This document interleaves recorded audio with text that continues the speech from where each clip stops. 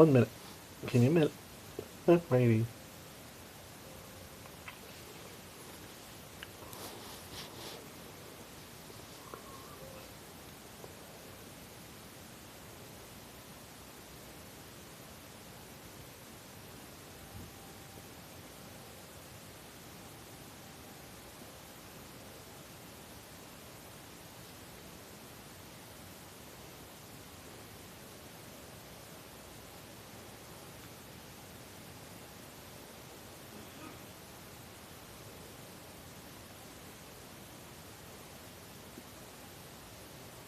Hi, Digi. Give me a minute. I'm just waiting right now.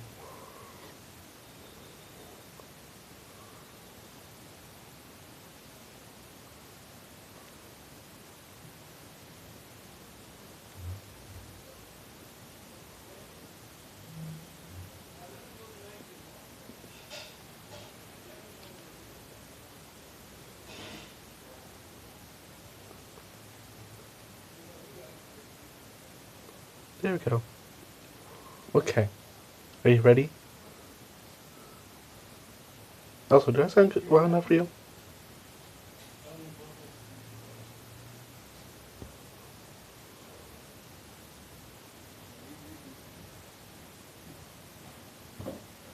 Are we now? Yeah. Okay. It's under art.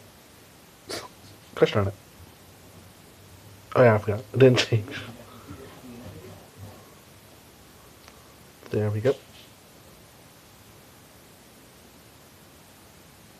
I thought we were gonna do short art stream, but it's like against it. So let me fix it.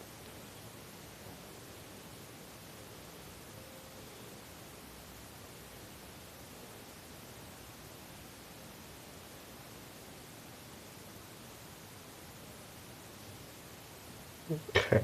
This should be updated. What's this tag? Title first. Okay. The game. Read fun. Alrighty. Ready? Okay. I'm you guys ready? You ready? Are you officially ready? I'm ready. This is my first time reading aloud, so let's do my best. I think that's a yes. Okay. Once upon a time, in a faraway land, there lived a princess named Lynx. She was a beautiful girl, with long flowing hair, skin as smooth as stone, and eyes as bright as rubies. She was loved. Is that chicken? How are you, chicken? Even where else was I was left off. Okay. She was loved by all until the day a mean, ugly dragon witch came upon the land. The woman hated the cheerful kingdom and believed princess thus placed a curse. The king, Leha, was scared that the ugly dragon witch would murder her own daughter. So for her safety, she sent her to the erupting volcano Dino Nuggy's tower, where she would be protected where she would be protected from this old witch. But the princess was not alone, for her night king entrusted his daughter protection in the hands of the future daughter-in-law, Lay Night Digi. Hey chicken, and how are you, Digi? So how are you two?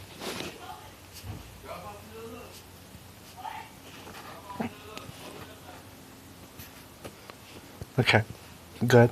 How about you, chicken? I thought you couldn't come, but that's okay. We're now on the second paragraph. I'm just gonna pick this, it'll be easier. Yeah, so as I go down each row, I'll be going using that cursor just to help me stay on track. With the threat looming over their heads, the princess and her knight left the castle in a hurry. The two boarded the knight's trusty horse, SQ, and galloped into the hidden forest in haste. Unfortunately, the dark forest was filled with frightening creatures. SQ was galloping as he was frightened of the hidden forest, as its inhabitants working in the shadows beyond the trees. The princess and Knight Tiji gave SQ encouraging words to keep galloping into the hidden woods. as they each other had as they each had other for support. Soon they reached out the dark hidden forest and had a small break to catch their breath. Okay. After a few hours of galloping in the direction of the erupting volcano Dynamuggies, the group stumbled onto a small village. Digi walked around and talked to some of the locals, then suddenly Digi heard a growling stomach. Was that you, SQ? SQ shook his head. Not me. My belly goes bark bark like a dog. God.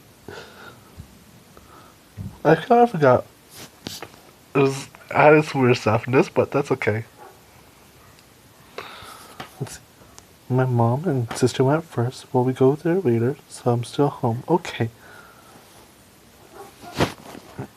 Link covered her face with her hands in complete shyness. That was my stomach. I haven't eaten since we left. Digi pulled her purse of crowns, coins, and see how much she had. I had enough to rent a room and the inn and get some food from the restaurant. Link smelt fried chicken in the village, and she bolted to the location in a flash. Digi and SQ casually walked while keeping a close eye on Link's. Finally, SQ looked towards Digi and asked, "Why did the princess cross the road?" "I don't know," Digi responded, "to get the fresh fried chicken." The group arrived at the Golden Leaf Inn. SQ was forced to sit outside with all the other horses, while the others went inside. After talking to the check-in lady, the trio grabbed their key cards and made their way to the food court. Link saw fried chicken in the menu and ordered 2 pounds of fried chicken with a big glass of coffee. Digi went with a basket of tater tots with a glass of iced tea. As the group chowed down on their lunch, a small group of venturers entered the cafeteria. They listened silently as the group talked about the volcano Dynamuggies. "Have you heard about that witch? Witch causing trouble by the volcano?" The old Ozolith is up to no good again," as the old man said to the younger companion. "If this keeps up, the volcano will erupt and take all of us along with it." The old man frowned at the 2 younger companions. "Let's not lose hope and cause a scene, lads. There still is the time for the royal family to stop old Ozolith." Okay. Let's see. Anything else? Okay, where we're at now. We're down here now. "This is not good," Digi thought as she reached into her bag, pulling out the old torn map of Laura.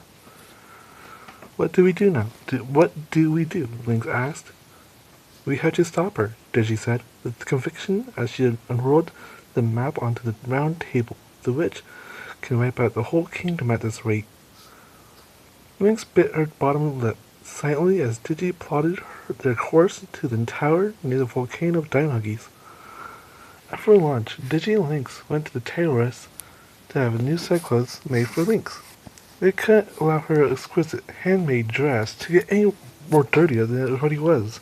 Now could they? They didn't spend much time at the tailor's, but the Miss Madam created was breathtaking. Lynx's new outfit was a light blue, long-sleeved shirt that was covered most of her hands, black pants trimmed with gold, and a pair of brown boots. With a look of satisfaction, the tailoress placed Lynx's old clothes into a box, wrapping them in a pink ribbon. After saying their goodbyes, they returned to the Golden Leaf Inn to rest up before heading into certain danger. Early the following day, the group left Cape Pavilion and ventured into the Meadow of Dreams. The group started to smell a rancid odor as they traveled deeper into the meadows. It turned out to be a can of fish that someone chucked onto the side of the road, leaving it to rot and stain the flower bed that was tainted with disgustedness. Disgusted by the sight, SQ started to vomit rainbows. Digi and Lynx pinched their nose, and it smelled like a mixture of sweaty adventure socks that never got cleaned and fresh blueberry cotton candy.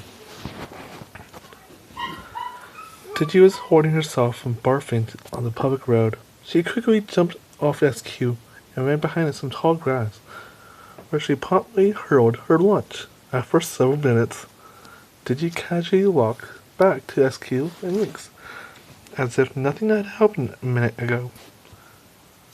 After a short pit stop, the group continued deeper into the Meadow Dreams. Suddenly, a tree fell into the road. But SQ jumped over the tree with complete ease. It was almost as if he had been doing it all his life. Digi and Lynx jumped off SQ and pushed the fallen tree with all their strength onto the side of the road, so it was safe for other travelers who ventured into this part of the meadows. Without any other incident, the princess, the knight, and the noble steed finally reached the volcano of Dino Nuggies. As the trios got closer to the destination, Lynx frowned as she saw the tower in the middle of the volcano. The old stone tower seemed to have a face the test of time, as it was surrounded by not just lava, but by the harsh elements in the area of this area. Is it safe connected to the tower was an old-looking bridge that looked unstable and ready to collapse at any moment. Let me see. Digi tested the bridge and see if it was safe to cross. She placed her hands on the rope and began to wobble it and repeatedly. When neither the wood planks showed any sign of budging or falling into the stream of lava, Digi turned to her companion. It's sturdy, but let's hurry. The king said the force field around the tower would only be down for several minutes. We must get there before it goes back up. SQ Lynx nodded as they silently followed Digi across the bridge. Digi stepped onto the bridge, coaxing the others to hurry as an unfriendly roar could be heard over the winds. SQ's teeth chattered as he followed behind the knight, with Lynx walking quietly behind him. When the group entered the tower, they saw the dirty plates towering to the tippy top of the ceiling. What? Lynx's mouth was open, unsure where one began and where the other ended. Much to their surprise, a dragon wearing a pink bunny onesie walked down a flight of stairs, a slice of cake still gripped in her claws. Ozolith stopped mid-step upon seeing two humans and a horse in her tower. Fury soon filled her, realizing that one of the most prettiest princesses in the lands was invading her tower uninvited with her shoes still on her feet. They were staying on her favorite limited edition pink sleeping curvy carpet that she got from the traveling merchant that only appears every 5 years. Ozolith used her magical powers to remove everyone's shoes and place them onto the shoe rack. After that, Ozolith became less furious with Digi and Lynx, and she invited them into her tower that she called home for over a decade.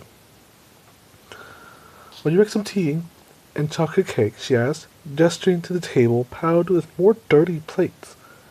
Well, with a wave of her hand, she sent remaining dirty dishes that littered the living room into the lava pit. "Now, ladies and gentlemen, please sit down. We will have tea and some cake, and we'll discuss why you came here today." Digi and Lynx glanced at each other with questioning gazes as they sat on the wooden chairs closest to the door. Escus was silent as he stood behind them. A dragon had been harassing our kingdom, so the king of Leha, told us to travel to the tower in the middle of the volcano of Dino Nuggies. Oswald handed everyone their mouth-watering chocolate cake with a simple glass of water. "Ah, yes, the dragon that harassed the castle. That's my doing with my magic." Lynx suddenly stood up, a shocked face on her face, as if she wanted to learn magic.